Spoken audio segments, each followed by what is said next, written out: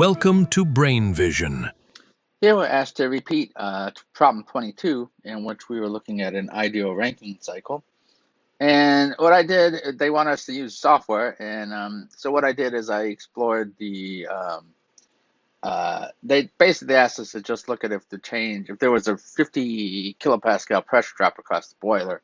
I just basically looked at a range of pressure drops, since basically you have it in software, you can just make a loop um, and get a bunch of values.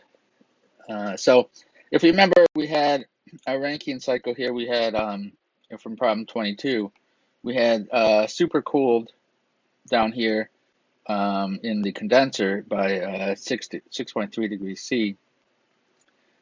Pump, boiler. We had a non-ideal turbine, and then condenser here.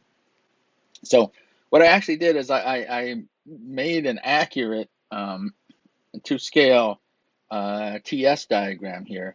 And what you can see is that basically the stuff over here all basically happens on this condensation line.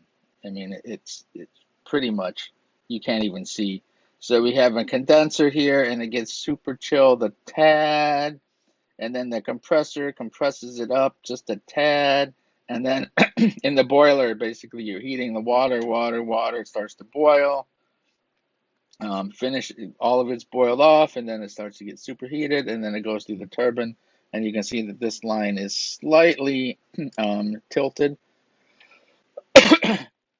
So the entropy here is slightly greater than the entropy here. So if you compare over here, basically this whole region is very much exaggerated, just for illustration purposes, because it really all basically occurs very close to this on this condensation line here. So I explored the effect of the pressure drop. This is just for a zero pressure drop across the boiler. I wasn't sure exactly, you could basically say how does it drop? Does it drop, as the temperature goes up, does it drop linearly? Or so again, you could basically say, okay, now, again, maybe when it's boiled, it drops down to here a little bit. So that would just change this line here, or change where this comes over and make this line drop a little bit. Anyway, um, it's hard to say where that pressure drop happens. So how to adjust this is not quite clear now. But if you know the total pressure drop, it's easy to figure out the different properties here. So I let the pressure drop from well, they asked for 50. I thought they asked for 80. All right, well, 50 would be here. Anyway, I thought they asked for 80, so I kind of illustrated that here. But anyway, here's the thermal efficiency as the pressure drop in the boiler changes from 0. So this is what we had in problem 22. And if we go all the way out here to 400 kilopascals, you can see our efficiency really, it drops very little. So it's pretty insensitive to this, although obviously, if you have a huge power plant, you want to get as much efficiency as possible. But so even at 50, so at 50 we're like here, about 30.225% as opposed to 30.25%. So again, very, very small changes here. So again, note this scale is very small.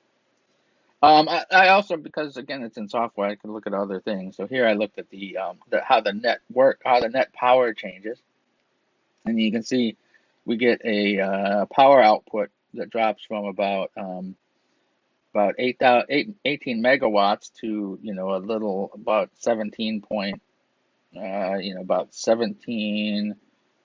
megawatts.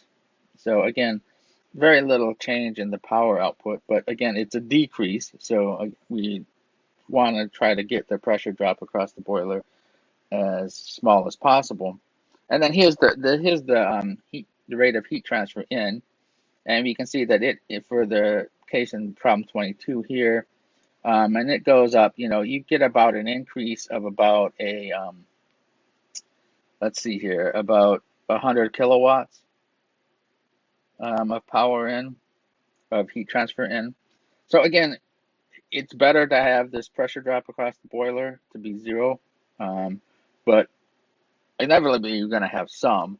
So, but it's not. It doesn't seem like it's a huge deal.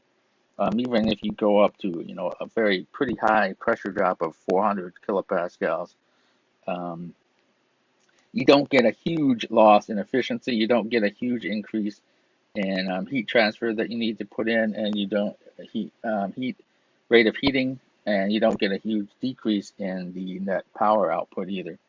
So again, it does affect things, but not a lot. And you can see that these are all very linear, and that's seems like just a coincidence. I think I'm suspecting, obviously, if you went out here to you know very high pressure drops where you actually maybe got down to even if you got down to the pressure drop to such that it was very close to the turbine out pressure, then obviously you would get very significant changes. But again, I didn't take it that far. But then obviously you probably see some nonlinear behavior there.